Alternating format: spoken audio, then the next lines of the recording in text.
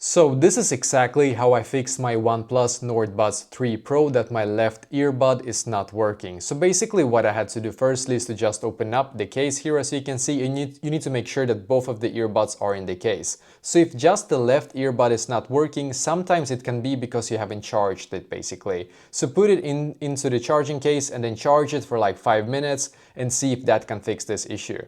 If that doesn't fix this issue for you, then what we're going to do, we're going to reset our earbuds here. So keep them in the case and keep the case open.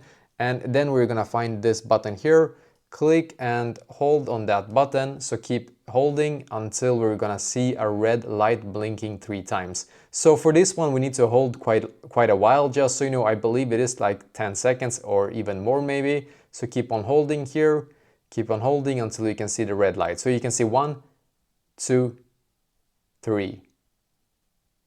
Perfect. Now you can release and now you can repair to your device once again. So this should now fix this issue for you as it did for me.